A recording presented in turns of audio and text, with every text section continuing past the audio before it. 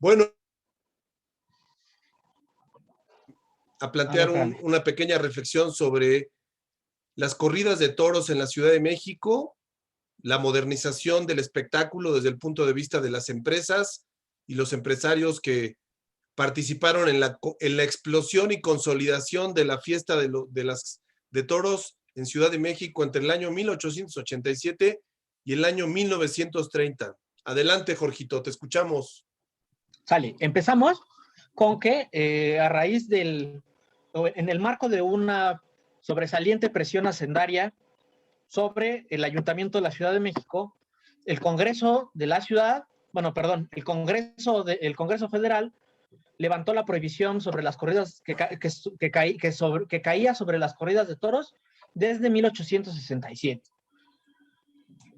A partir de ese momento se desarrolló un proceso especulatorio sobre la promoción del espectáculo taurino en México, que rápidamente se mostró como un formato empresarial o como un contexto empresarial poco sustentable, al que llamo periodo de explosión. ¿Que va de qué periodo? ¿Nos puedes decir los años?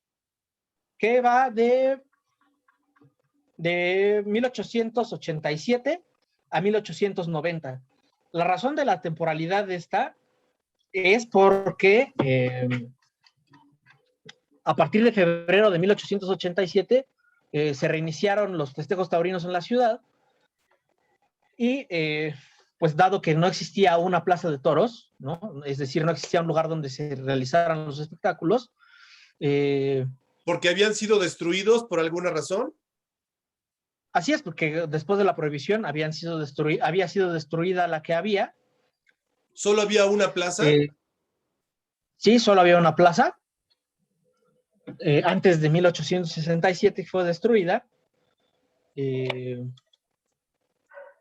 Pues al reiniciarse los espectáculos taurinos, pues la primera expresión empresarial de la iniciativa de organizar corridas de toros, pues es construir plazas de toros, ¿no?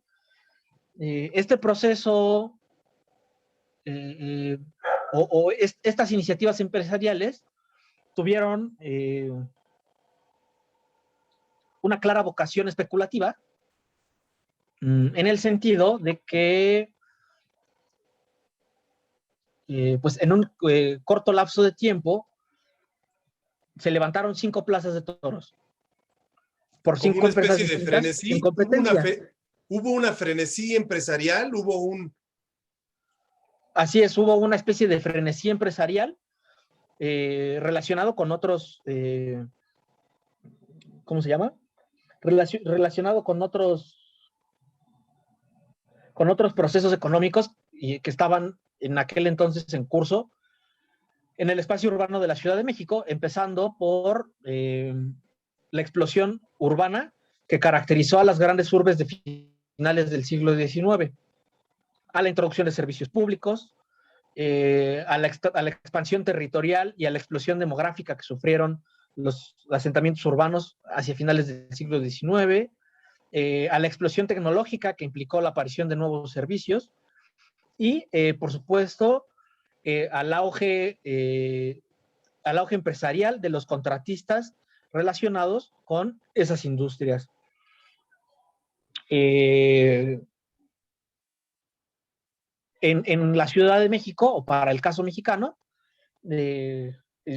específicamente para el caso de la Ciudad de México, fueron muy sobresalientes en estos aspectos los procesos económicos que se detonaron a partir de las leyes de reforma y de la desamortización de los bienes corporativos, en especial de los bienes de las corporaciones religiosas, pero también de las corporaciones civiles, especialmente los pueblos indígenas o pueblos de indios, como se les conoce en la historiografía.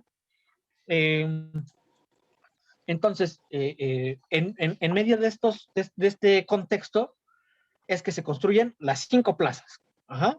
Ok. Que ¿Quieres que ahondemos en cuáles son las 5 Sí, plazas o las sí, estamos? dilo. Las 5 plazas son las que me platicaste que estaban en un cuadro cercano a la Condesa y alrededores, ¿no?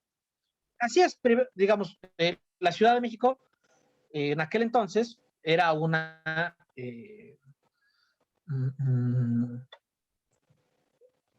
era una subdivisión territorial del Distrito Federal, era un municipio del Distrito Federal. Uh-huh.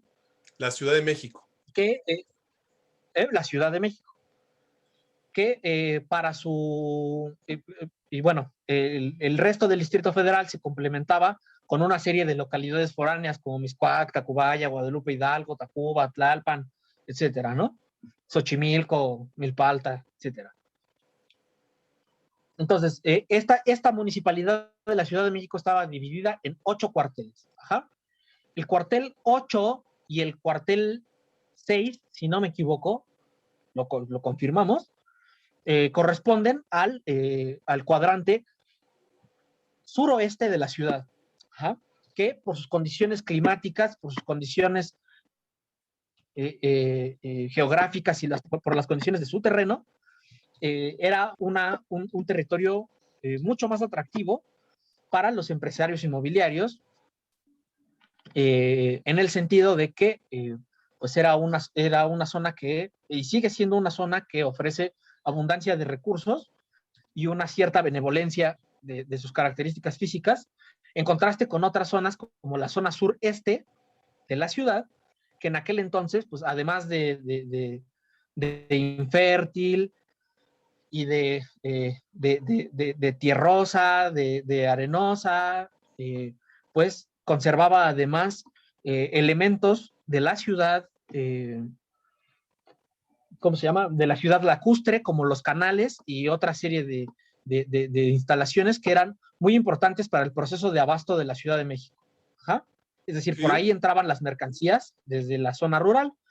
Entonces, por lo tanto, basado en una serie de datos que presentan estas fuentes, pues resulta que ese sector de la ciudad era por demás insalubre y tenía desventajas como tener mayores tasas de mortandad al respecto del cuadrante suroeste. Entonces, el proceso de especulación inmobiliaria y de explosión inmobiliaria se concentró en este cuadrante suroeste. Ok, entonces, tenemos primero la primera plaza que se inauguró el 20 de febrero de 1887 fue la plaza de San Rafael, ubicada en unos terrenos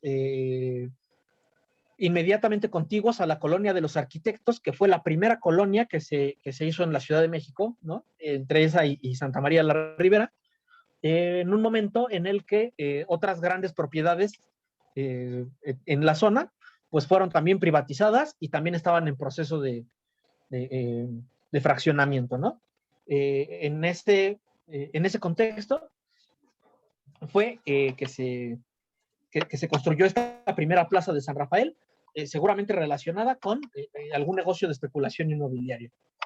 Las otras 4 plazas se construyeron en una zona muy delimitada entre el Paseo de Bucareli, el Paseo de la Reforma y Avenida Chapultepec. ¿No? Estamos hablando de un triángulo de unos cuantos kilómetros cuadrados, ¿no? Las primeras, bueno, vamos a hablar aquí primero de 3 plazas, ¿no?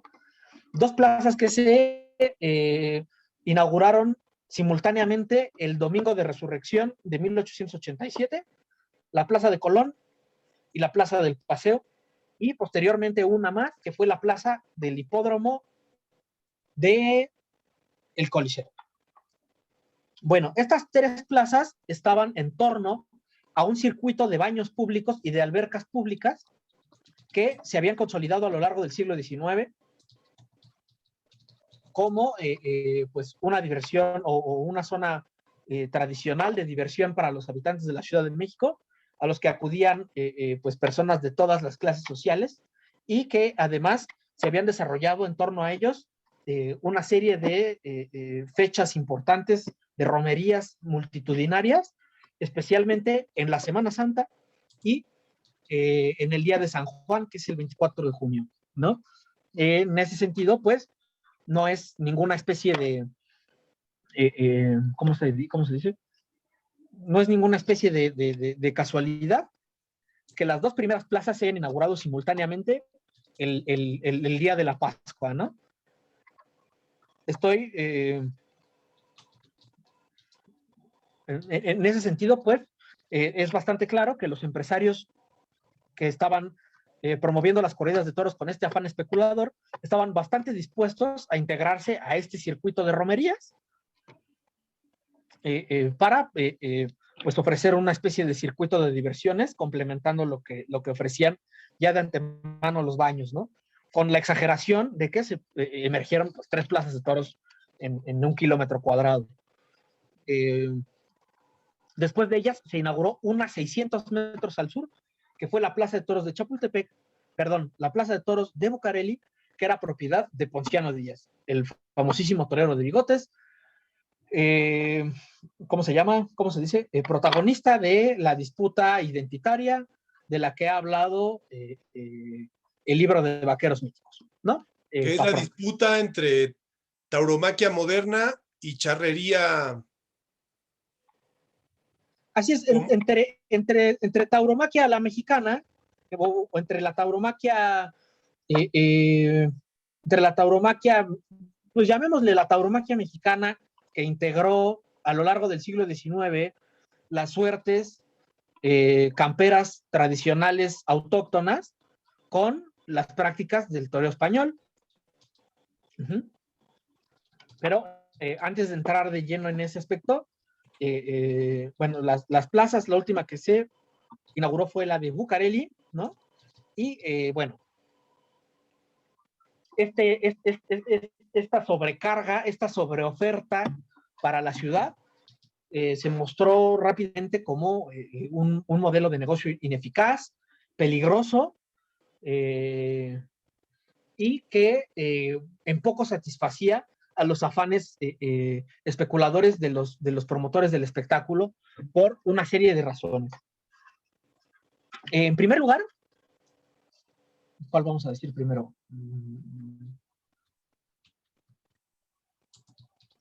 Bueno, vamos a empezar por las sencillas. En primer lugar, a ver, espérame, dame un segundo. A ver, hay una cosa importante. Ajá. La modernización del espectáculo taurino con la visión empresarial, con las nuevas reglas al estilo español, más, como hemos dicho, más reglamentada, más racional, ¿se dio en la Ciudad de México o hubo otra ciudad donde también se dio al mismo tiempo esta modernización con empresarios, con nuevos toreros, nuevas prácticas del espectáculo en ese periodo? Es una época en la que hay muchas corridas de toros a lo largo y ancho del país. Hay muchas corridas. Pero estas corridas son modernas. ¿Estas corridas son ya modernas? Van atravesando el mismo. Van atravesando el mismo proceso. A partir de 1887 se va transformando todo el espectro de la tauromaquia en México. ¿Por qué? Porque antes de 1887, mientras en España está en marcha un proceso rudo y duro de profesionalización de las corridas de toros, en México está en pleno auge este espectáculo autóctono. Ajá. Bueno, en una importante etapa del desarrollo de este espectáculo autóctono estuvo relacionado con la presencia y la actuación en México de un torero español, originario de Cádiz, que se llamó Bernardo Gaviño, que fue contratado en Cuba pues por otro torero mexicano llamado Manuel Bravo, y que llegó a la Ciudad de México en la década de 1830. De 1830. Este señor se desarrolló profesionalmente en México hasta su muerte en enero de 1886. Es decir, estamos hablando de 50 años de carrera, ¿no? Este señor dejó España y dejó el ámbito de los toreros españoles pues todavía en un proceso de concretarse la formalización de los profesionales taurinos en España. Entonces llegó a México sin alternativa, que es pues el título profesional de matador de toros, y estableció en México una especie de feudo, una especie de cacicazgo, en el cual, pues dadas sus buenas relaciones con la sociedad mexicana, la idolatría que el público tenía por él y otros elementos que le permitían disponer de prensa amiga y otro tipo de cuestiones a su favor, pues boicoteó los intentos de los pocos toreros españoles que trataron de actuar en la Ciudad de México durante el siglo XIX. Y pues a lo largo de esos 50 años se desarrolló el espectáculo autóctono sin interrupciones o sin que se inmiscuyeran españoles profesionales de la nueva práctica taurina de allá, ¿no? Entonces, al desaparecer, incluso antes de la muerte de este señor y antes de que se levantara la prohibición en la Ciudad de México, desde 1885 comienzan a llegar algunos toreros españoles con alternativa.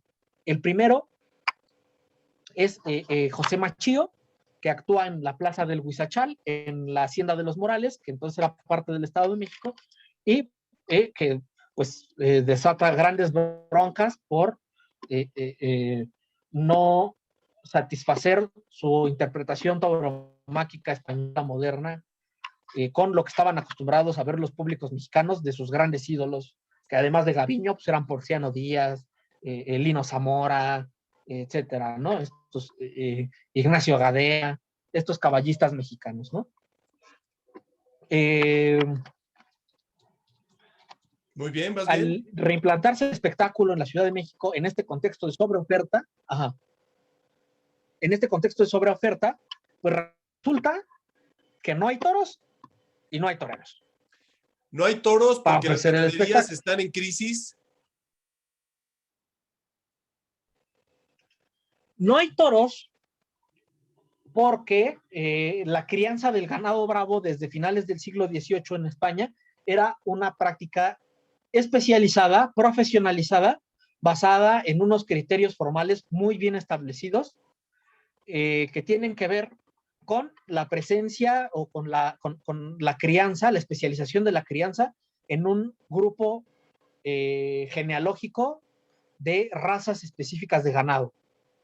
Ajá, que es a lo que se le conoce en términos taurinos, o bueno, lo que se le conoce en términos, creo que son incluso biológicos, o por lo menos de crianza, como ganado de casta.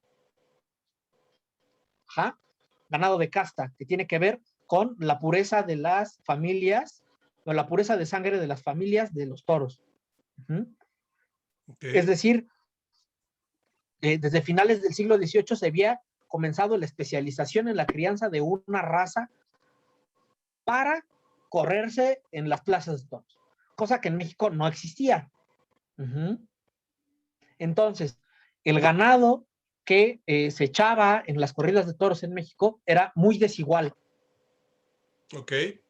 No ofrecía ninguna garantía. Podía perfectamente resultar útil para el espectáculo o ser definitivamente mando y comportarse como un buey de yunta en huida, que es a lo que en términos taurinos se le conoce como mansedumbre. ¿De acuerdo? De acuerdo. Ok. Entonces, no hay toreros profesionales desde la perspectiva española, ¿no? Y no hay toros de casta. Hay puros toros criollos, puros toros cruzados de lo que ha llegado a México desde el siglo XVI, que no han tenido ninguna especialización ni ningún orden en su proceso de selección. Ajá. O que si lo han tenido, pues es muy diferente al español, ¿no? Y que por lo tanto es un toro que se comporta muy diferente y que es muy... que no hay elementos de formalidad, pues, ¿no? Para confiar en ellos. En consecuencia, cuando los toros fallan, el público de los espectáculos tiende a ponerse muy violento,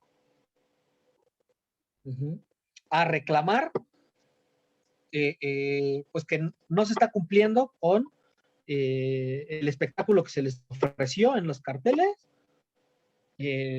mediante manifestaciones sumamente violentas que implican o que conllevaban en muchas ocasiones la destrucción de los mismos, que estaban hechos de materiales perecederos como madera.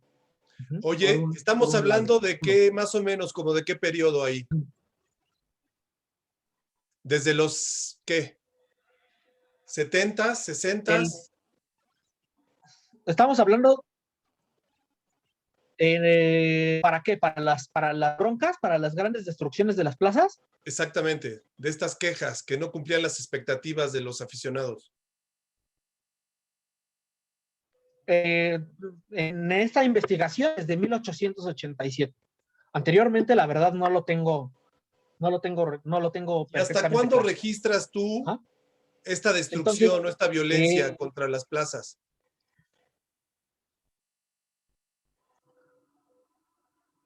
posteriormente, Pero ¿hasta cuándo termina esta actitud violenta? ¿hasta cuándo termina esta actitud? Esta es una actitud que se puede presentar en cualquier plaza de toros todavía. O sea, Pero ¿cuándo empezó a digamos, disminuir? hay por supuesto un cambio.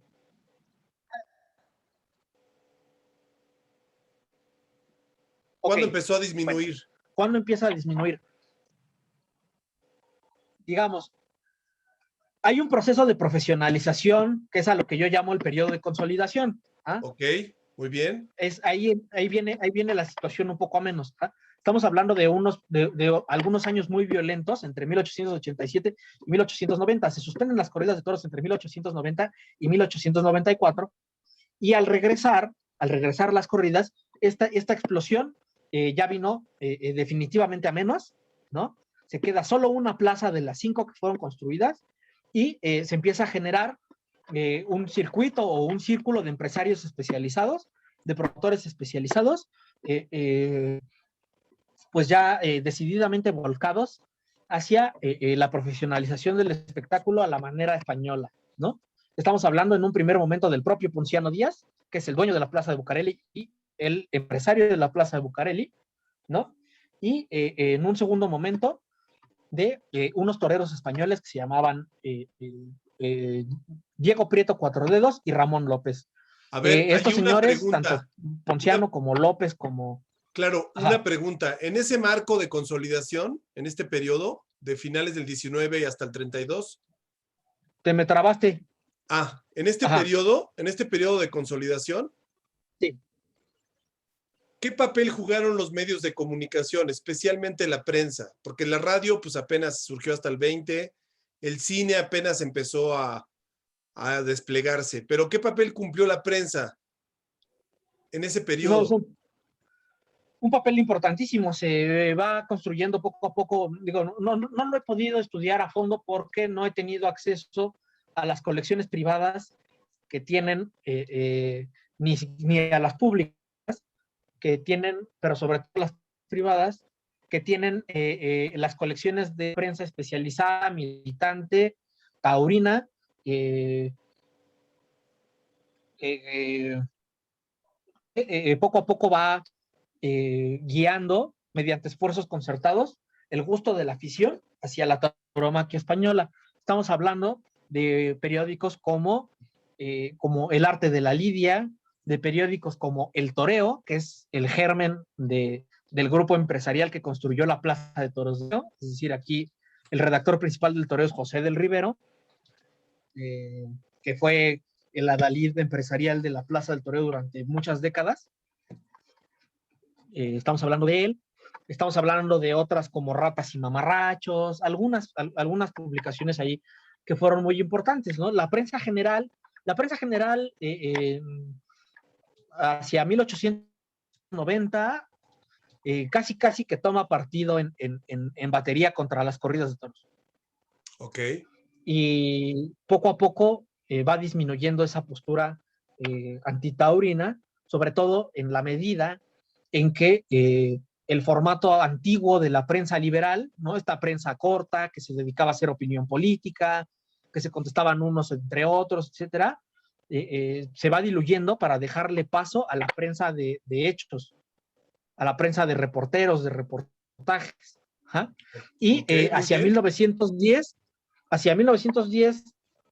hay diarios que en 1890 eran convencidos antitaurinos, como La Patria de Irineo Paz o El Diario del Hogar, que pues cubren las corridas de toros, tienen sección taurina, tienen cronista taurino, ¿no? Y echan, y algunas como la de La Patria, bastante buenas en realidad, ¿no? De bastante calidad, ¿no? Entonces sí, la prensa ahí es importante. Es importante, pero un poco la línea del trabajo pues va más bien... Claro, en tu caso, pero a lo que iba es a esto. Todo esto que me estás platicando es la de la etapa de consolidación y todos estos elementos se van combinando para que se consolide este espectáculo con una óptica empresarial que después dará surgimiento a lo que hoy llamamos una industria o un sector económico del espectáculo taurino en el país. ¿Estamos de acuerdo? Sí, de acuerdo. Así, a través del periodismo y otros tipos de actividades, se va desarrollando la afición a la tauromaquia, se va difundiendo el gusto por la tauromaquia española. Así es, se va Que difundiendo sería y se la van versión. difundiendo. Esta tauromaquia española, estamos hablando de andaluza, es una tauromaquia moderna de origen andaluz.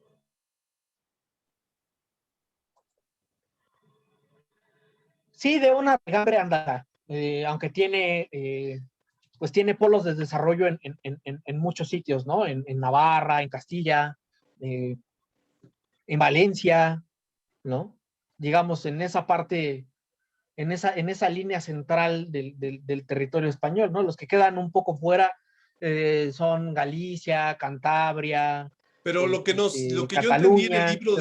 en el libro de Héctor Medina, lo que entendí es que la que se volvió la manera dominante de representar la tauromaquia en España fue la andaluza, ¿no? La versión andaluza. Pues sí, sí es fuertemente andaluza. Sí es muy andaluza.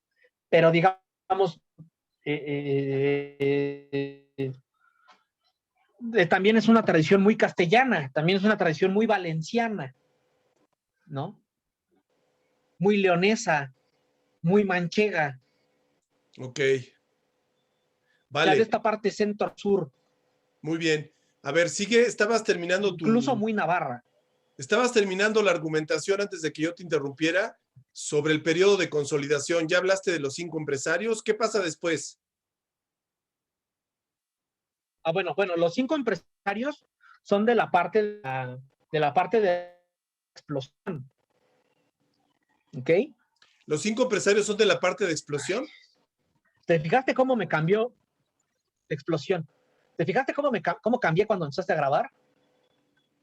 Y la parte de entonces de Estoy muy desesperado profesionalización, con esto. no entran en la Ajá. profesionalización los 5 empresarios. Entonces, ¿quién entra ahí?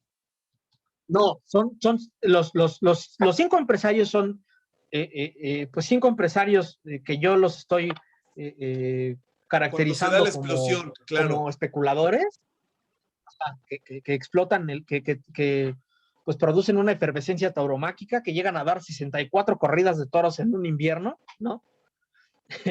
una absoluta locura. Y que pues en su afán de explotar el espectáculo, pues se encuentran con una serie de condiciones que no son propicias, ¿no? No hay profesionales, no hay toros, la afición poco a poco va ganando también pues cultura taurina española, ¿no? Van ganando o van exigiendo cada no hay vez más suficientes la formalidad toreros, de las corridas Jorgito. españolas. No hay suficientes toreros en la etapa de explosión. No, porque en México no hay toreros con alternativa. No hay En toreros aquella época tenías que profesionales a la hacer la española. alternativa en España. Sí, y ningún mexicano había ido. O sea, todos los toreros que tenían que vinieran a torear como toreros de alternativa tenían que venir de España. Muy bien, perfecto. Entonces, Ajá. en el periodo de Y los profesionalización, toros y te decía, y los toros mexicanos no se prestaban mucho para el espectáculo español. Entonces había que traer los toros españoles a las plazas de la Ciudad de México. ya, perfecto. Oye, y en la etapa de Ajá. consolidación, Ajá. ¿Se desarrolla el toro bravo mexicano? Sí, sí, digamos, por eso también tiene una temporalidad tan amplia, porque ese es un proceso muy amplio, ¿no? Digamos, ya pues se manifiesta y continúa esta dependencia del toro español ya en una oferta más reducida, ¿no? Ya en una oferta más realista, pero pues evidentemente los toros españoles son muy caros y transportarlos es muy caro y tenerlos en lo que recuperan fuerza, salud, etcétera, es muy complejo, muy complicado y en consecuencia pues no vienen muchos toros españoles a lidiarse como corridas de toros. Hacia finales del siglo XIX, los ganaderos, pues los ganaderos decimonónicos que ya están estableciendo sus ganaderías de bravo, empiezan a hacerse poco a poco de lotes de vacas y de sementales ya para hacer su ganado, ¿no? Estamos hablando especialmente para este primer periodo, que es el de la consolidación, que, insisto, empieza en 1894, desde mi planteamiento. A ver, hay una pregunta importante para ti, Jorgito. Son González de Tlaxcala. Sí, sigue. ¿Qué otra ganadería? Sí. Los González de Tlaxcala, que son dueños de Piedras Negras y de Tepeyagualco. Muy bien. Y los Barbabosa del Estado de México. ¿Que son dueños los Barbabosa de Santín, de Atenco, de Santín y de San Diego de los Padres. Ok. A ver, fíjate, pregunta. Estas periodizaciones 87 a 90 y 94 a 32, ¿son de tu ronco pecho o las viste? Son de mi ronco pecho. ¿O las viste anotadas por alguien más que ha observado este fenómeno en la Ciudad de México?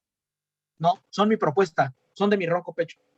La de explosión empieza con el 87 y el surgimiento de las 5 plazas y acaba en el 90, pues con el claro fracaso de este esquema de sobreoferta, cuando el gobierno del Distrito Federal decide suspender las licencias de las corridas de toros, pero no las prohíbe y las suspende durante 4 años.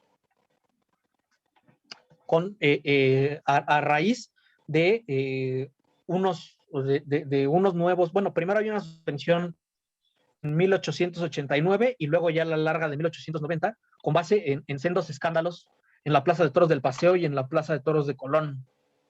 Ok, otra pregunta. Plazas de madera que ya estaban. Claro. A ver, en bueno, la parte de consolidación. ¿verdad? Ajá. En la parte de consolidación, cuando se da la profesionalización, ¿cómo van surgiendo los toreros mexicanos? ¿Cómo va surgiendo el especialista en toreo, el matador mexicano? ¿Qué pasa? ¿Hay escuelas? Ok. Bueno, volvemos a empezar en el año 94, que vuelve a haber corridas, se queda ya una sola plaza, ¿no? Que ya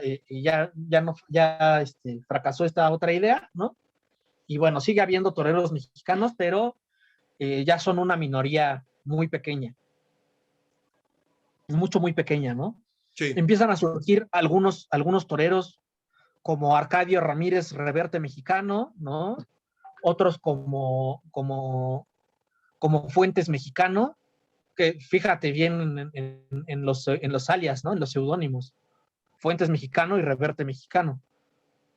Que más o menos no tienen mucho éxito, por ahí Reverte mexicano de un modo u otro se va a mantener activo hasta los años 20, va a ser muy importante en las provincias, bueno, en el interior del país, pero nunca va a ser un torero muy importante en la capital. Entonces, nos devolvemos a este ámbito de los empresarios que se van especializando poco a poco, y los dos toreros españoles, Ramón López y Diego Prieto. Ok. Al morir Ponciano y desaparecer su plaza de Bucareli. El torero charro. Del torero charro, al morir y desaparecer su plaza, Ramón López y Diego Prieto Cuatro Dedos se asocian para construir una nueva plaza, que es la Plaza México. ¿Ah? Ramón López anteriormente fue parte de la cuadrilla de Ponciano. Ok. Ramón López fue a Oye, ¿y Madrid con estamos hablando Ponciano. ya de la Plaza México del 46? No, estamos hablando de una Plaza México que estaba en la Calzada de la Piedad. ¿De qué año estamos hablando? Se inaugura en 1899, diciembre de 99. ¿Hasta qué fecha? Hasta el 7 que abre el toreo, todavía dan otro par de temporadas, pero ya en el año 13, en el año 1913 se demolió definitivamente. Y surge el toreo de Cuatro Caminos. No, el de la Condesa. Ah, el de la Condesa. ¿Y el de la Condesa va de Era qué la misma periodo? plaza. De la Condesa es del año 7, 1907, a 47, no, a 40 y... a mayo del 46. O sea, del toreo de la Condesa Ajá. pasamos realmente al A Coloso, la Plaza México. a la Plaza México Ajá. ya actual. Y el toreo, como era una estructura de metal, se desarmó y se llevó a Cuatro Caminos. Ah, así surgió Cuatro Caminos. Ajá. Haz de cuenta que era como un juego de Mecano para 25,000 gentes. Se llevó de la Condesa a Cuatro Caminos. Ajá. ¿En qué Así año es. Así se es. funda Cuatro Caminos? El Cuatro Caminos se inaugura en noviembre del 47. Y muy pronto empieza ahí la lucha libre. No, En los hasta 50s, los 80. es hasta los 80s, no en los 60s, hay lucha libre ahí. Por ahí habrá habido alguna función, pero no. Hasta los 80. Ok, No, Cuatro Caminos da toros del 47 al 69, ok, con ok, algunas mira, interrupciones, muy bien, muy pero buen eso ya se nos panorama, salió. muy buen panorama, Jorgito. Dime una cosa, Sí. ¿cuáles son las lecciones que aprendemos de estudiar esta etapa de consolidación del 94 al 32 en términos de conocimiento histórico? ¿Qué nos enseña este estudio sobre cómo se consolidó desde el punto de vista empresarial y se profesionalizó el espectáculo taurino en la Ciudad de México entre 1894 y 1932? ¿Qué lecciones nos deja haber desarrollado este acercamiento a ese periodo? Ok. Bueno, yo estoy planteando una perspectiva basada en una división en periodos que retoma un autor que se llama Gerardo Martínez Delgado, de la intervención capitalista en la prestación de servicios públicos y en la instalación de infraestructura urbana. Él promueve, o él menciona, o él establece, citando a otras dos autoras, pero discúlpame que no me las haya aprendido, No a te otros dos preocupes. autores, que a partir de 1880, cuando es cuando empieza este proceso de explosión urbana, los prestadores de servicios, de servicios públicos, los contratistas de servicios públicos, son grupos de promotores locales familiarizados con el entorno, que bien pueden ser pues comerciantes acaudalados locales, o pueden ser empresas internacionales medianas. Para el caso de México, especialmente estadounidenses.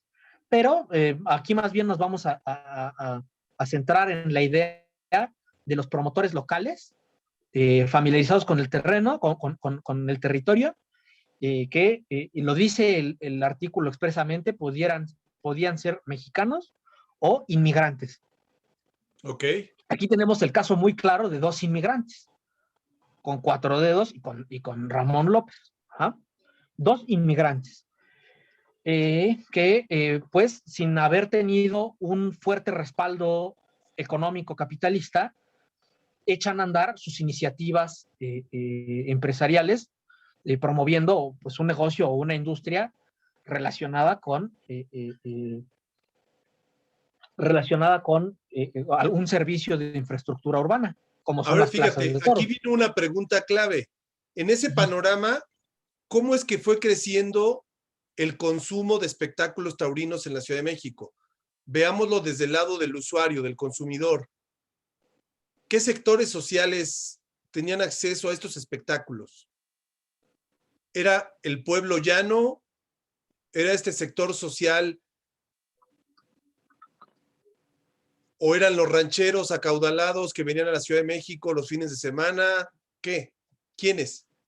No, es un ¿Qué público sabemos? muy amplio, muy amplio, Muy muy heterogéneo. amplio, muy amplio. O sea, estamos hablando de que en 1907 se inaugura un inmueble para 20,000 personas. 20,000 personas. Ya hablamos de un enfoque masivo, ¿no, ¿no, Jorgito? Masivo.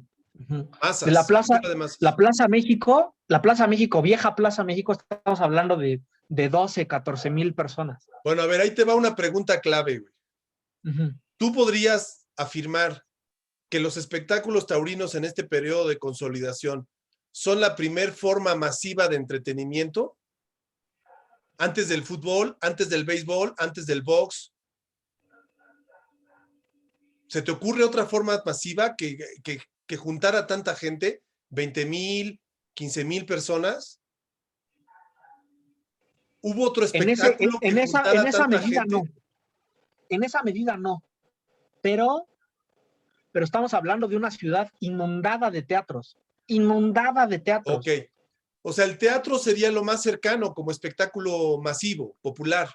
Sí, yo creo que es el otro gran espectáculo de la época. No el circo. Está inundado de teatros, El inundado, circo inundado. no. El circo no. He visto pocas referencias al circo, ¿eh? Es más bien el teatro, El teatro. con El todas sus teatro en sus versiones. diferentes modalidades. Ajá. Opereta, Ópera, tiplés, género chico, eh, de todo. carpas. Carpas, zarzuelas. Las zarzuelas, ese tipo de cosas son muy populares, muy populares. Pero lo más cercano en masividad, ante Es el todavía teatro. la falta del cine, que todo el cine no despunta, todavía no se desarrollan los deportes masivos en México, el circo todavía no crece, el Ataide y estos círculos. Y otra cosa, las romerías. Por eso los empresarios del periodo de explosión tratan de ponerse en medio de las albercas. No lo dicen en ningún lado, pero es clarísimo. A ver, ¿cómo definirías las romerías? Yo las identifico como fiestas, como celebraciones donde hay un santo patrono al que se le tiene devoción, o la romería es algo laico, separado de la religión. Fíjate cómo las dos romerías de las que estamos hablando para las albercas son en fechas religiosas. La Semana Santa, no toda la Semana Santa, porque el Jueves Santo y el Viernes Santo son días de reflexión, de pena, de todas estas cosas, ¿no? Pero el sábado de gloria y el domingo de resurrección. Esa es Eh, una romería y la otra, y la otra es el día de San Juan, el 24 de junio. O sea, son momentos en los que se conjunta la fiesta religiosa con espectáculos variados. con las condiciones, la fiesta religiosa eh, eh, eh, con las condiciones climáticas adecuadas para irse a dar un chapuzón. Oye, y En estamos hablando masa. ahí de kermés, también había kermés, feria. Sí, vendimias, kermeses, música, O sea, espectáculos. el concepto de romería a mí me suena mucho ahora que lo trabajamos, cuando lo Ajá. escucho, a festivales, a fiestas públicas, a Sí, festejos en la calle. en la calle, ¿no? En espacios abiertos o en espacios accesibles. Y parte de la romería era, empezaron algunos empresarios a meter las corridas de toros. Así es. Trataron de meter las corridas de toros ahí en el circuito de las albercas. Yo creo que por dos razones particulares. Una, por la viabilidad de esa zona de la ciudad en términos de especulación inmobiliaria, punto uno.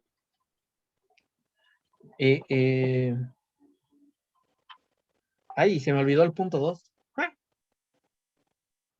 Bueno, no Qué pasa idiota. nada. Sí. Estábamos, cuando yo te interrumpí, estábamos muy bien cerrando el Uh-huh. tema de qué nos deja como lección este periodo en Sí. términos de su crecimiento y profesionalización para la Ciudad de México. Creo que una Bueno, lección muy buena es que definitivamente esta historia que estás construyendo nos deja ver que el espectáculo taurino quizá fue la primera forma de entretenimiento masivo, especializado, exitoso. Antes que pero quisiera el fútbol. el proceso del éxito es doloroso. Es Claro, además hablamos de un complejo, espectáculo que viene desde el siglo XVI. ¿no? Estamos hablando de que de bote pronto fracasaron. O sea, tan fracasaron que de 5 locales tuvieron que desaparecer 4, ¿no? Por una serie de situaciones eh, eh, relacionadas con la especificidad del De la proceso materia histórico. prima, del talento, claro. Sí, Ajá, de así acuerdo. es, ¿no? Pero a Que ver, tienen que ver, ajá. ya mencionaste varias lecciones y aprendizajes. ¿Qué otra cosa sacamos como provecho del conocimiento histórico de este periodo en este tema? Un entretenimiento masivo, moderno, especializado y profesional que se consolidó después de muchos golpes, pero se consolidó y fue creciendo hasta tener su punto culminante quizá en la Plaza de Toros del 46, ¿no? Seguramente sí. Se consolidó el periodismo taurino en ese periodo, creció el desarrollo después de la parte mediática, en la radio, en el cine, las figuras. ¿Quiénes son las grandes figuras en México en ese periodo de los toros? ¿Quiénes son los matadores célebres? Bueno, hay muchos, ¿no? En el periodo de explosión hay sobre todo 2 importantísimos, ¿no? Ponciano Díaz, el mexicano, y Luis Mazzantini. Y en el periodo de consolidación, En consolidación, ok. sabes que el concepto de explosión no me gusta. Me parece que no es buena metáfora. ¿No será más bien implosión?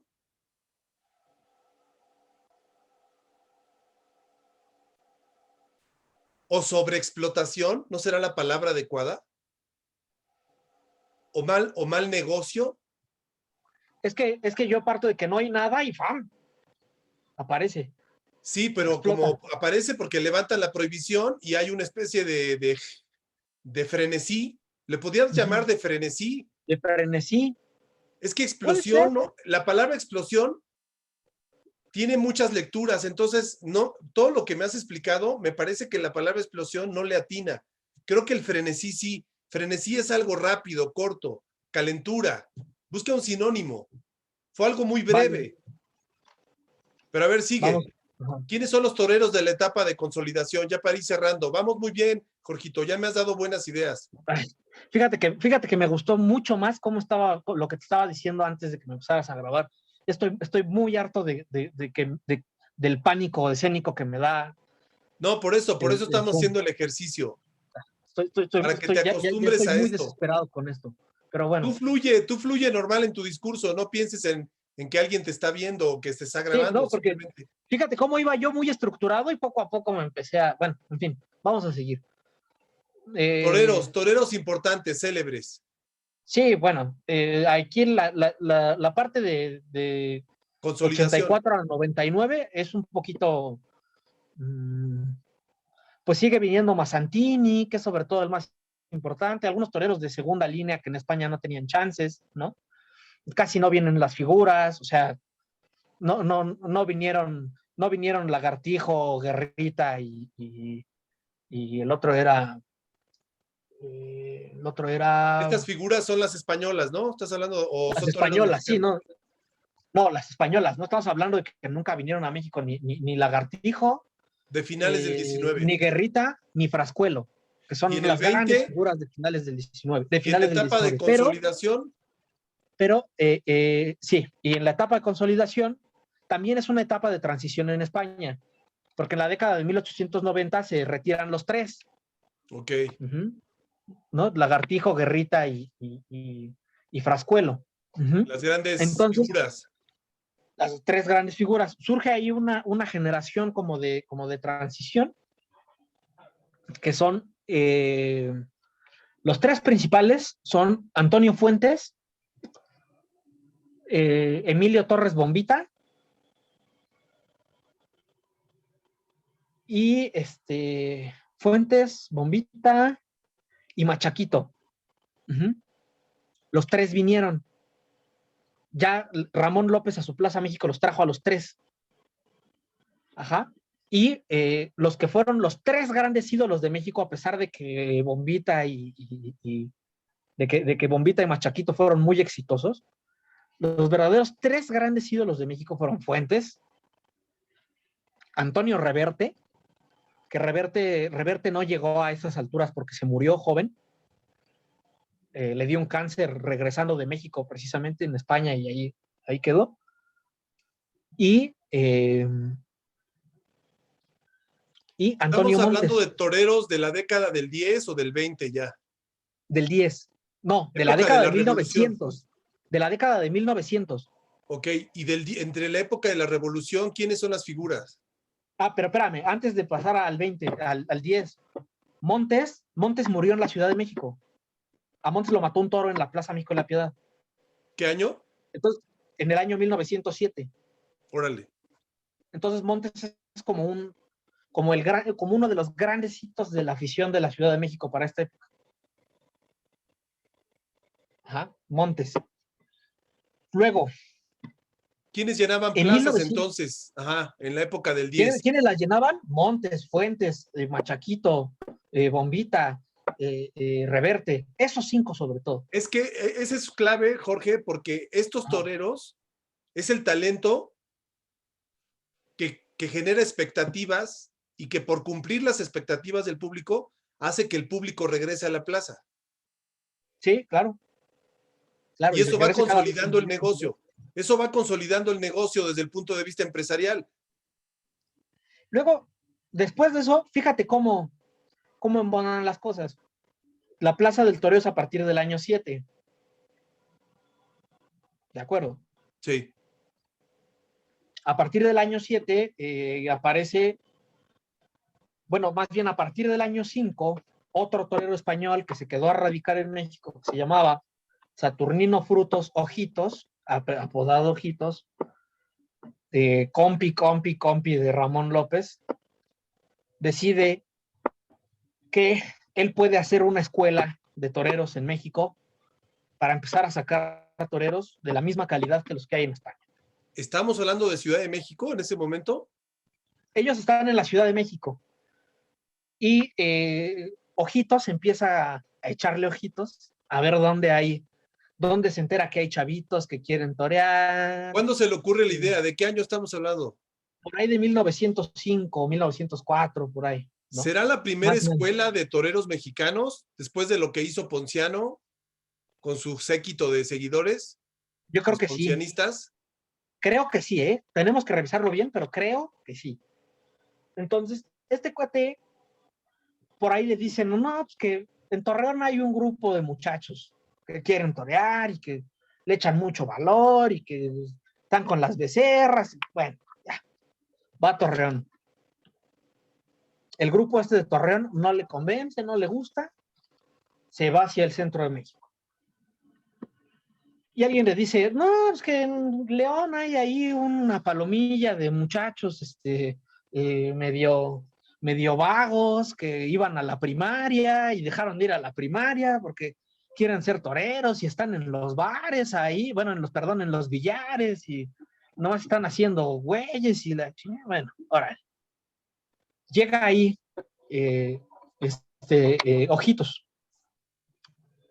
y se encuentra ya con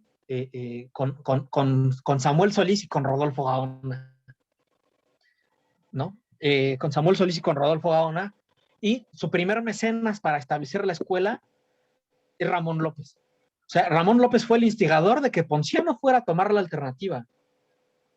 Fue el instigador de la construcción de la Plaza México. Fue el mecenas de la fabricación, digamos, de Rodolfo Gaona como torero. O sea, es un tipo Okay. importantísimo, importantísimo, ¿no? Más o menos creo que quedó reflejado en el texto. Y bueno, ya en 1906, creo, no me acuerdo si 5 o 6, ya se presenta Gaona como novillero en la Ciudad de México. Y luego en la primera temporada esta del toreo, cuando no funcionaron los empresarios que querían construirla, aparece en algunas de las corridas mixtas y se vuelve desde antes de tomar la alternativa el gran ídolo de la afición de la Ciudad de México. ¿Qué En año ese estamos momento, hablando? 1907.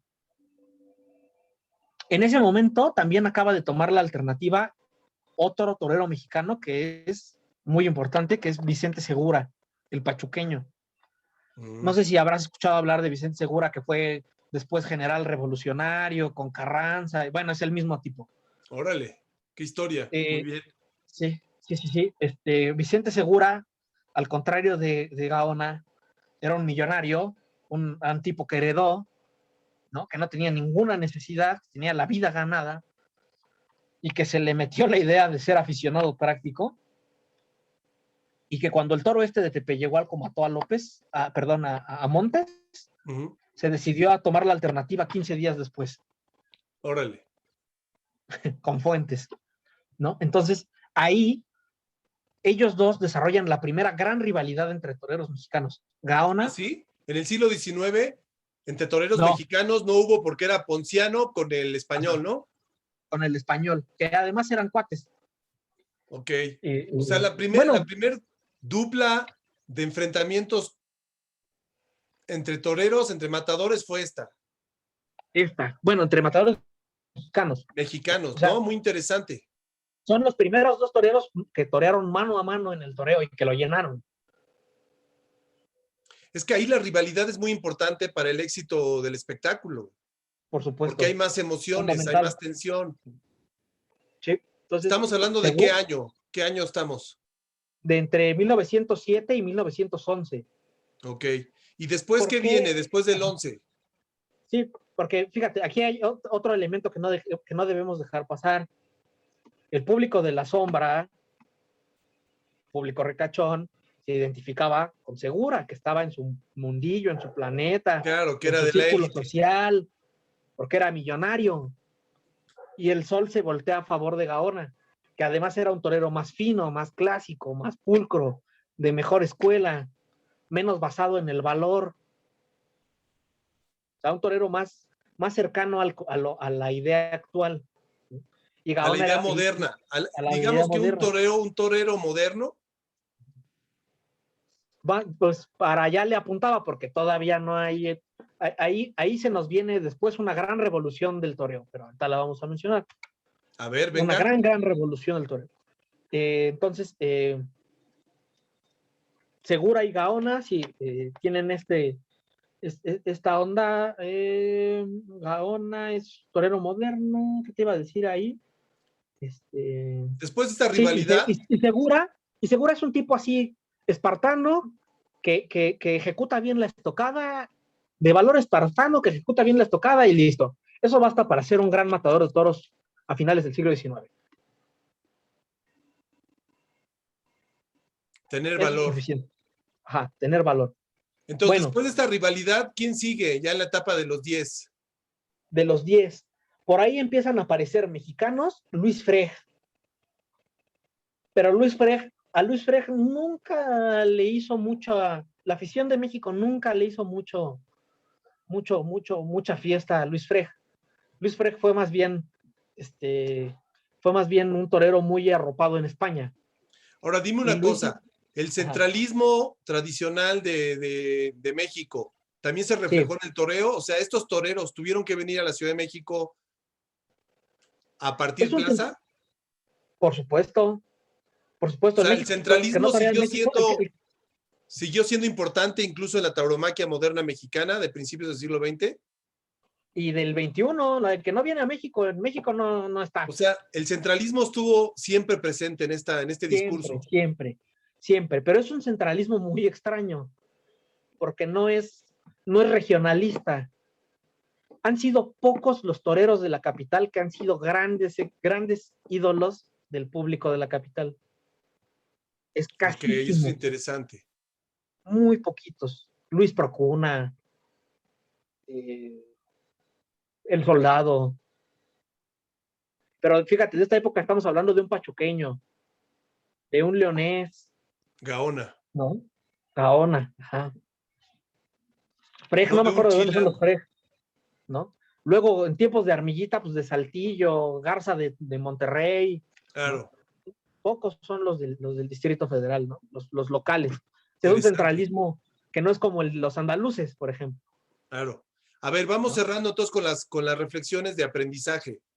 Estábamos con los toreros importantes del siglo, de la época del 10 y del 20.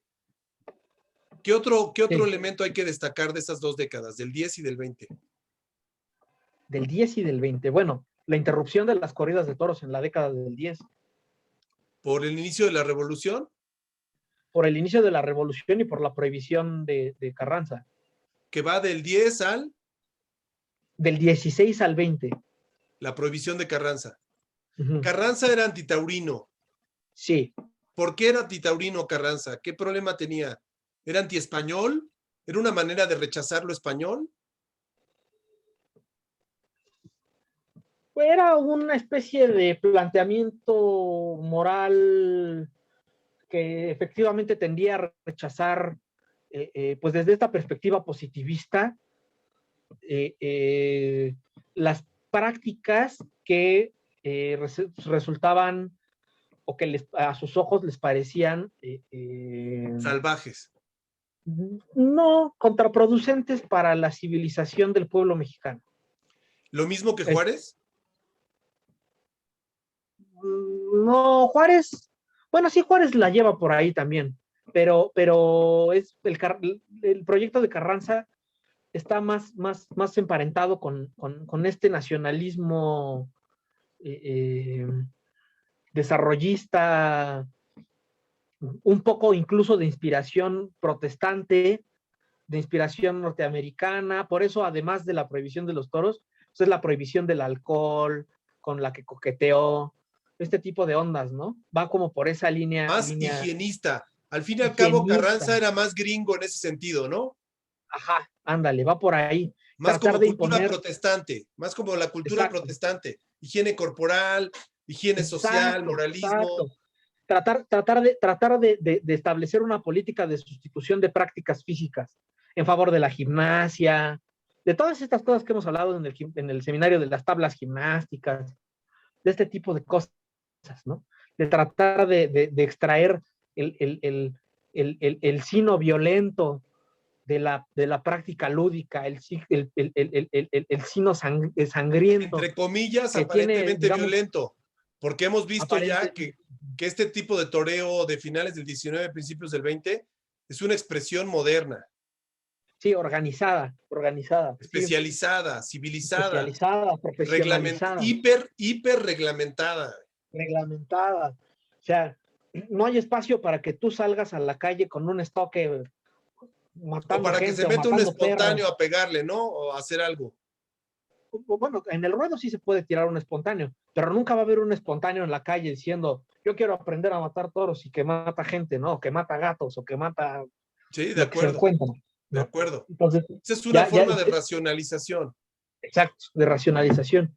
Y pues no hay que olvidar que este tipo de planteamientos pues tuvieron otras expresiones, ¿no? Como Bulnes diciendo que los indios mexicanos son retrasados por comer maíz y no comer trigo, ¿no? O que el pulque es el germen de la estupidez de los mexicanos, ¿no? Esa serie yo creo, Discursos. de discursos, va en la línea de esos discursos, ¿no? Yo estoy ¿Alguna? planteando en la tesis también que hay, que hay una actitud elitista de las clases políticas mexicanas de absoluto terror a la actuación masiva, a la significación masiva del pueblo como actor político mediante la violencia.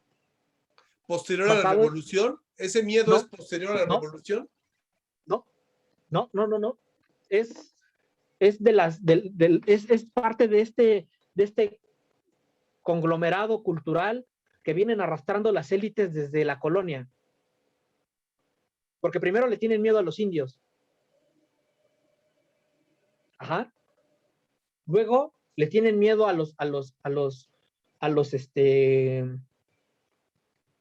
¿cómo se llaman? A los autonomistas. Pero los autonomistas también son parte de la élite. Uh-huh. Entonces, el autonomismo también es profundamente exclusivo de las clases populares. Tampoco son parte de su movimiento. Estos son pleitos de élites. No hay Estamos juego hablando del aquí del pueblo raso. movimiento de independencia, ¿no? Del movimiento anterior, que evidentemente con la independencia tiene un nuevo, Siglo tiene un XVIII, nuevo capítulo, ¿no? claro. ¿Dónde se queda? ¿Cuál es la famosísima historia de la batalla del Monte de las Cruces? ¿No? Aquí cerca de Que Hidalgo, Coajimalpa, güey. que Hidalgo ya ve la capital y dice, uy, aquí va a pasar lo mismo que en Guanajuato, ¿no? Aquí va a pasar lo mismo que en Guanajuato, entonces Me mejor me regreso. regreso, ¿no? Y después Oye, tenemos el Parián, la toma del Parián, ¿no? Entonces, estas manifestaciones urbanas y el de descontento político, en un momento dado, pudiesen manifestarse en las plazas de toros, y creo que forman parte también de la argumentación antitaurina de finales del siglo XIX. el El miedo miedo a que, a que el público empoderado rompa el discurso dominante, ponga en duda a la exacto, autoridad. y se convierta en un actor político violento, ¿no? Porque además, no se te olvide, hay un regidor del ayuntamiento ahí sentado. Pero, ok, ese es un buen punto, pero finalmente el proceso histórico llevó al surgimiento de grupos que desataron la Revolución Mexicana.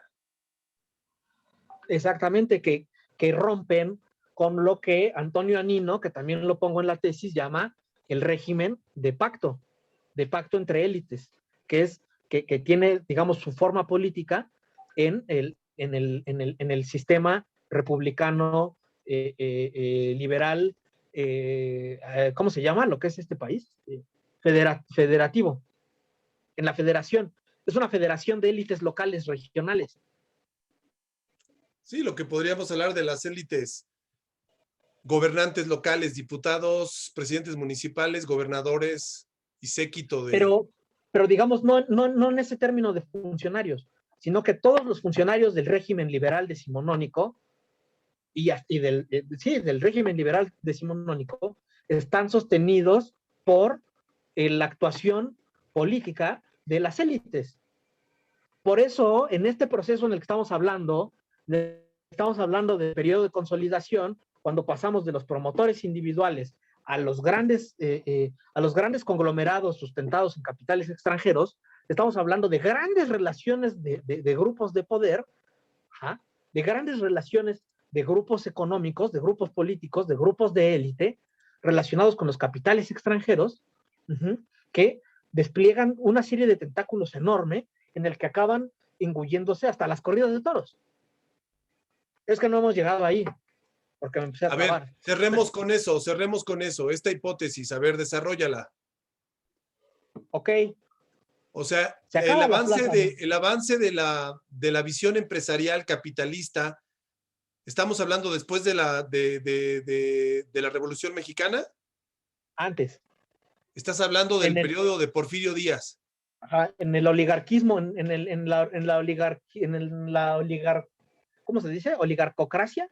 Sí, lo que sería el apoyo de capital francés, capital británico, capital alemán, capital Alemán, norteamericano. que aquí estamos hablando específicamente de capital francés.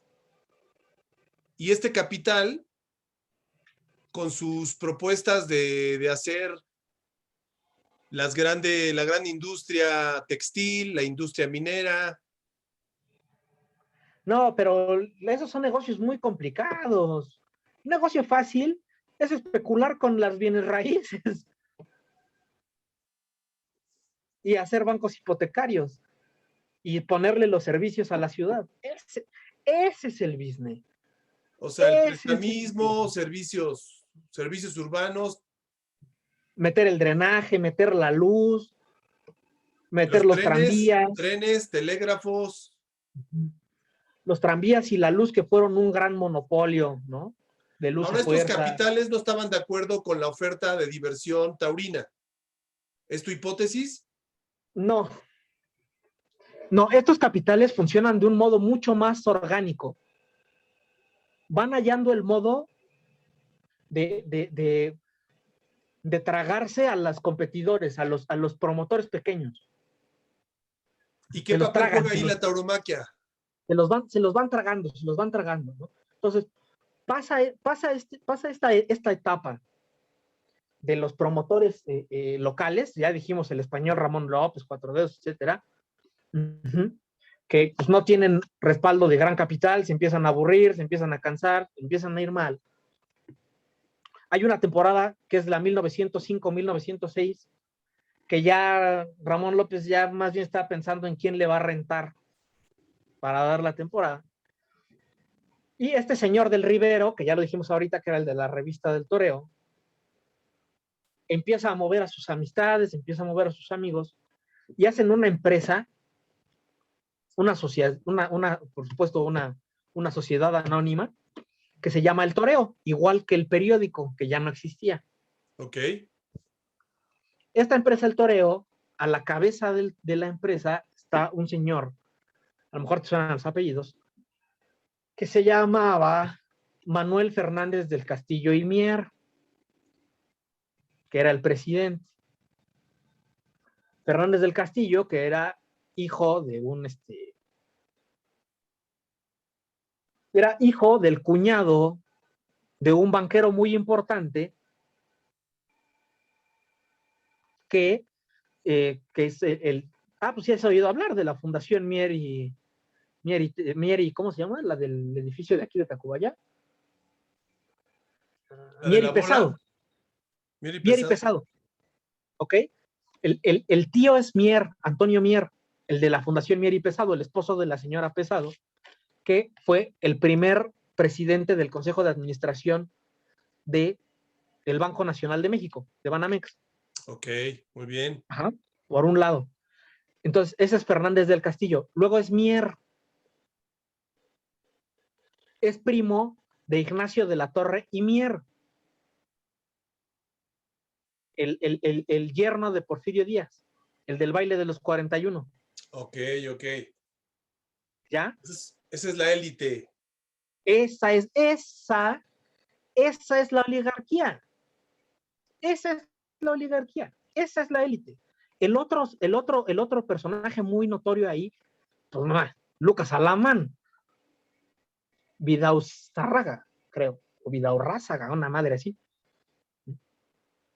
Lucas Alamán, ¿te suena Lucas Alamán, no? Claro. Estamos hablando del, o sea, aquí es donde dice Anino que el régimen de pacto fue un éxito. Ya están invirtiendo juntos los de raigambre liberal con los de raigambre conservadora, haciendo negocios monopolizadores. Bueno, lo llama este cuate, ¿cómo? Creo, oligarquismo monopólico, una madre así lo llama. Sí, o sea, al fin y al cabo, la historia económica del México del siglo XIX al XX, que es muy clara, que es lo que favoreció el régimen de Porfirio Díaz, sí. Como tú dices, tampoco el permitió liberalismo, yo diría. Aquí hay un elemento clave. Este régimen tampoco permitió que se consolidara un mercado de consumo de entretenimiento, porque las clases populares todavía no tenían acceso a suficiente trabajo, a buena remuneración, había una clase media débil, pequeña, y ese es el periodo que coincide con tu periodo histórico, porque todavía no había una clase media que tuviera lana para gastar en ocio. Bueno, ese es... que tuviera tiempo libre. Estoy de acuerdo con eso, pero habría que revisarlo, porque esta madre está llena cada 8 días. ¿En aquel tiempo? ¿En qué año? En 1907, 1908. O sea, estos cuates ¿Cuánta gente cabía en esa plaza? Ahí te voy. Estos cuates se animaron a construir la nueva plaza de 20 y tantas mil gentes porque su primera empresa que dio la primera temporada, cuando la liquidaron, les dio réditos del 113%. Fue buen negocio. Fue buen negocio. Entonces decidieron hacer la otra empresa para hacer la otra plaza. Aquí empiezan a pintar un montón de gente de la oligarquía porfiriana. la estructura que estaba en Cuatro Caminos, la que conociste en Cuatro Caminos, no la tapa, sino la plaza, lo que estaba dentro, Sí, es hierro, era hierro traído de Bélgica. ok. O sea, ya estás hablando de relaciones así, No, de ahí, un ahí ya estamos hablando de un negocio pujante, ¿no? Un negocio en crecimiento. en crecimiento. Bueno, muy en crecimiento, estos cuates inauguran la plaza en septiembre del 7, en diciembre quiebran. Pero eso por factores de clima político. No, porque aquí la verdad es que la revolución no les mueve el tapete hasta mayo del 11, Entonces, ¿por qué poquito. cerraron? No, pues se les acabó el dinero, Ya no se les podían acabó el invertir. dinero, se les acabó el dinero, se les acabó todo y yo creo que es también un juego un poco de especulación, ¿no? Un juego ahí como de autodefensa financiera del cuate Manuel Fernández del Castillo, que decide mandar su empresa a liquidación judicial, ¿no? Pero no les avisa a los demás. De pronto les dicen, nos vamos a liquidación, ¿no? Y entonces se declara un síndico, que es el que queda como propietario de la plaza, no por ser el propietario, sino por ser el síndico del juicio. Ajá.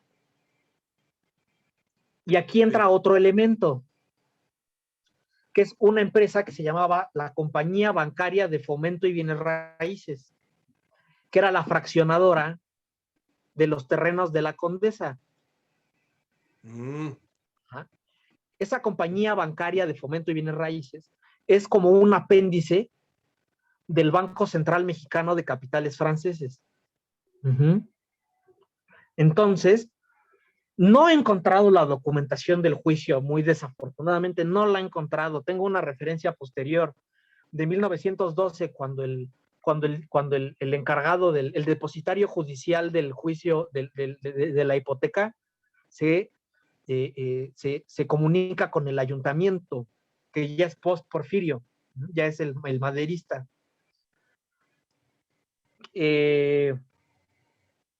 El chiste es que estos cuates se van a la liquidación judicial, ahí hay una serie de problemas con los Braniff, los Braniff acaban perdiendo, pero antes de perder Fernández del Castillo hasta en la cárcel acabó. Lucas Alamán, por lo que veo, se murió en 1909, entonces ya ahí con él murió el problema, con él, ¿no? uh-huh. Este cuate Fernández del Castillo, pues sí, muy quebrado, pero se fue a vivir a Francia, ahí a la avenida del Arco del Triunfo, a toda madre, ¿no? O sea, muy quebrado, pero pues se va a vivir a París, ¿no? Y de algún modo hay un juicio hipotecario y la plaza queda en poder de esta compañía bancaria de fomento y bienes raíces. Vale. El presidente del consejo de la compañía bancaria de fomento y bienes raíces es un señor que se llama Fernando Pimentel y Faguaga, un banquero sobresaliente en Porfirias. Bueno, Fernando Pimentel y Faguaga, además de ser un banquero sobresaliente, fue el presidente del Ayuntamiento de la Ciudad de México de 1903 a 1911. Sí. Fue el 3, 4, 5, 6, 7, 8, 9, 10, 11. Fue el presidente del ayuntamiento 8 años.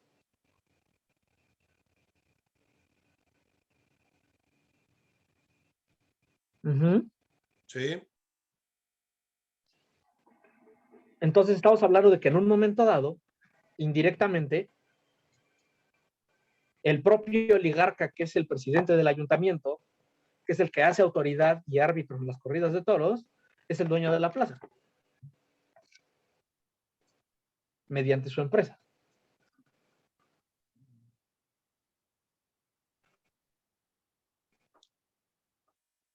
Y entonces, Jorgito, ¿qué es lo que en este discurso que ya tienes ya muy planteado por el trabajo que has hecho, qué es Ajá. lo que quedaría pendiente para futuro? ¿Qué falta investigar más? ¿Qué huecos hay todavía de este periodo por cubrir? ¿Sabes qué me enoja mucho? Cuando Ujú. piensas muchas veces en algo y cuando alguien te lo pregunta, ya no te acuerdas. Bueno, no pasa nada. Esa O es una sea, situación. ¿qué huecos quedan por cubrir? ¿Qué temas no se han explorado lo suficiente? ¿Qué nuevas preguntas surgen? De Me este queda claro periodo que este periodo es el de consolidación, como tú lo dices, es buena palabra, del negocio del espectáculo taurino en la Ciudad de México. Que yo da creo que la pie, prensa, ajá, que da pie perfectamente, queda claro con la monumental Plaza México, que es el mejor ejemplo en cemento de lo que es ya una industria del toreo como negocio. Así que por ese lado creo que eso queda claro. Pero ¿qué huecos quedan? ¿Cuáles son los enigmas que no están resueltos de ese periodo? yo creo que hay que hacer buenos trabajos de, primero, de la perspectiva del aficionado. Por supuesto, el aficionado, ir dirigiendo esta cosa empresarial hacia una historia social, cultural. O sea, a estudiar al aficionado, a estudiar al consumidor. Por supuesto, de este elemento que es mucho más mmm, etéreo, que tiene mucho menos voz, mucho menos espacio, pero no perdamos de vista que hay una gran producción de prensa aficionada, Empieza el pero yo no cine la de tengo a la toreros, mano. ¿no? ¿Cuándo empieza el cine de ficción a ser? ¿Cuándo empiezan los toreros a aparecer en el cine mexicano de ficción? Mira, ahí, ahí te voy a hacer otro spoiler de lo que todavía no escribo. Cuando la bancaria asume el poder del toreo de la Condesa, eh, dejan, dejan a la cabeza de la empresa a un señor, Marco Garcés. Este señor Marco Garcés era el gerente del Departamento de Bienes Raíces. Como puedes ver, el banco era Banco de Obras Públicas y Bienes Raíces, ¿no? Compañía bancaria de Bienes Raíces, ¿no? El gerente de Bienes Raíces se queda al mando de la plaza. Bueno, se queda como el empresario, pero se queda como Miguel Alemán, o sea, con un prestanombres adelante, que es un tal Alfonso E. Bravo. Mm. Este Alfonso E. Bravo, su brazo, ejecutor, es una vez más José del Rivero. Ya lo que el texto que te mandé ya dice quién es José del Rivero. Ya trae Ok. esta parte de quién es José del Rivero. Bueno, estos cuates le entran así a una serie de empresas, hacen empresa en la Plaza México, hacen empresa en el Teatro Virginia Fábregas, que era el teatro que estaba donde ahora es el Teatro Fru Fru, en el centro, y hacen empresa de periódicos, de revistas. Compran un periódico muy famoso que es El Mundo Ilustrado. Uh-huh. Tienen El Mundo Ilustrado y tienen otro periódico que se llama Actualidades. El director de Actualidades, bueno, además de Alfonso de Bravo, el redactor, es un señor que se llama Luis Lara y Pardo, médico. Ok. Bueno, Luis Lara y Pardo tiene la magnífica idea, la sobresaliente idea, de que la línea periodística de Actualidades va a ser de oposición a Porfirio Díaz. Así, violenta, antireeleccionista. Estamos hablando de por ahí de 1910, 1909, 1910.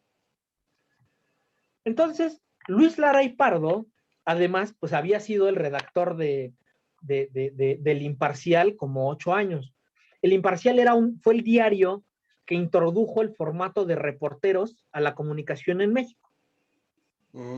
La prensa de hechos. Pero era amarillo, amarillo, amarillo, amarillo, y además era subvencionado por el gobierno. Entonces era, o sea, mientras el Diario del Hogar y esos tenían tirajes muy cortitos, el Imparcial tiraba millones de ejemplares. Bueno, no sé si millones, pero medio millón cuando menos, ¿no? Miles, ajá. Era poderosísimo, el Imparcial era poderosísimo. Y se le ocurre hacerle la guerra al Imparcial, ¿no? En el que además había trabajado. Y dice ahí una nota, bueno, sí, porque Lara y Pardo se defienden. No he conseguido actualidades, pero algún día lo voy a conseguir. Pero lo citan esto, a la hora de tirarle, lo citan. Que dice que, bueno, no va a culpar, no pueden culpar de lo que hace un periódico a un empleado. Y le contesta a otro, sí, bueno, estoy de acuerdo en que no podemos culpar al portero de lo que dice el periódico, ¿no? Pero al redactor general yo creo que sí le podemos responsabilizar lo que dice el diario, ¿no? Porque el otro había dicho que el Imparcial no tenía valores, que nunca tuvo valores, así, cosas así, ¿no? Ya. Bueno, total, se pelean.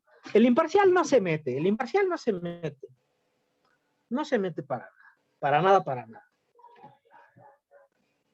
Pero se nos atraviesa, como caído del cielo, les cae una nota amarilla como las que les gustaba, que les salva la papeleta para hacerle ahora a ellos la guerra a la empresa de Alfonso de Bravo y de Víctor Garcés.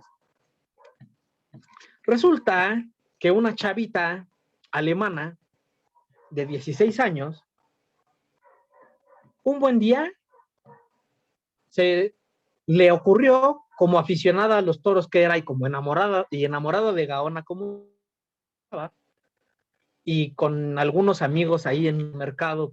Sí, me ella era muy platicaste rica, la historia, ¿no? De la ella acusación que muy tuvo. rica, ¿no? De la acusación de violación que tuvo. Sí, y pues, la acusación que tuvo Gaona.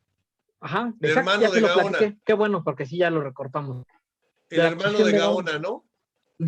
Pero el Imparcial, el hermano, pero el Imparcial voltea la onda para que el acusado sea Gaona, y Gaona está en la cárcel un mes. No, el hermano, claro. Y sacan toda clase de detalles, que el hermano es impotente, que el huevero es impotente, que la niña... O sea, ahí empieza un poco a la mezcla de ya la figura taurina, empieza a ser parte del escándalo mediático, es un escándalo mediático. Pues un escándalo terrible. ¿Qué año absoluto. 1909. Ok. ¿9? 9, creo. 9, creo Bueno, que el 9. Ahorita para lo ir veo. cerrando, fíjate, entonces tenemos ya aquí los elementos. Aquí Pero habría... espérame. Rápido. Sí.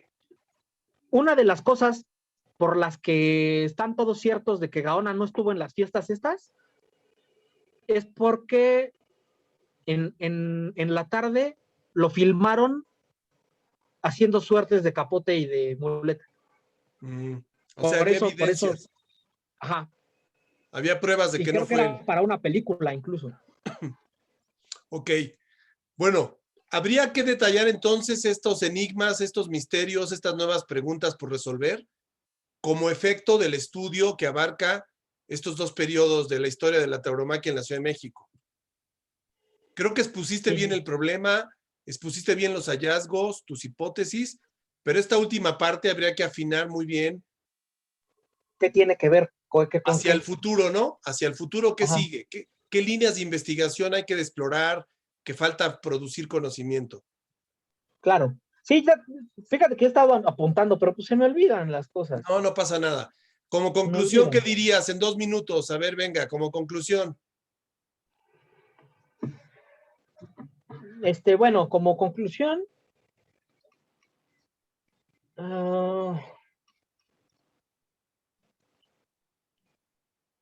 ¿qué demuestra esta investigación, finalmente?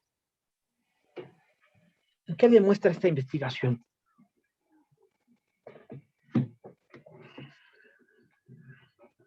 Estas son las cosas que siempre estoy pensando, pero como no las apunto, se me vuelven un poco etéreas. Bueno, una cosa que me ha quedado clara es que la Ajá. tauromaquia moderna se vuelve negocio en este periodo,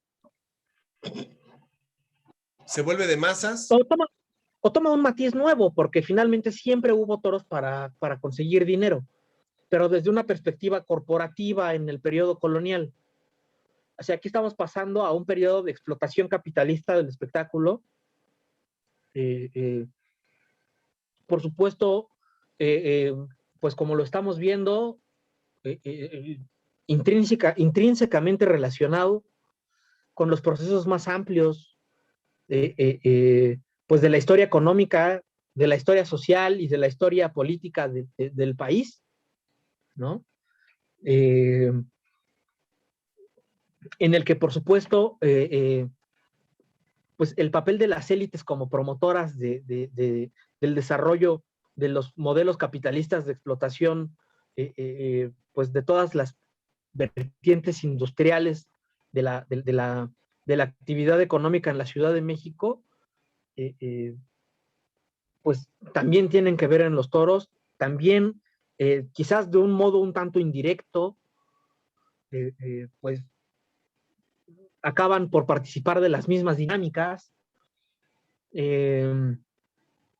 Vemos también que por cuestiones, los toros, además de un espectáculo o además pues de un problema muy específico de lo que a cierto público pudiese parecerle pues un problema muy vacío de que si pases por la derecha o pases por la izquierda o estocadas al volapié o estocadas recibiendo pares de banderillas y puyazos, pues que además es un problema de administración pública relacionado con la estructura más amplia de la sociedad mexicana y el Estado mexicano, ¿no? Es decir, que desde la perspectiva de la administración local, las corridas de toros fueron o implicaron un complejo problema político, un complejo problema administrativo, Pero sí complejo le dejaron problema recursos a la ciudad, social. ¿no? Claro, en el capítulo 1 todavía no lo pongo, pero Una digamos, derrama de impuestos.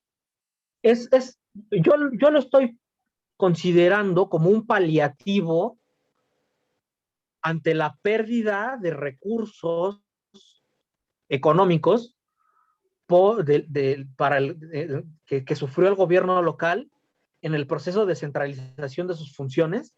Los impuestos de los toros fueron un paliativo pues que no sirvió de mucho porque pues la verdad está muy lejos de las cantidades que les dejaban, por ejemplo, los derechos municipales, que son, que eran impuestos antiliberales, que por el proyecto de la reforma, por el proyecto constitucional de 1857, tarde o temprano tenían que desaparecer hasta que se las cumplen en 1896, porque estamos hablando de aduanas internas, de derecho de introducción de mercancías.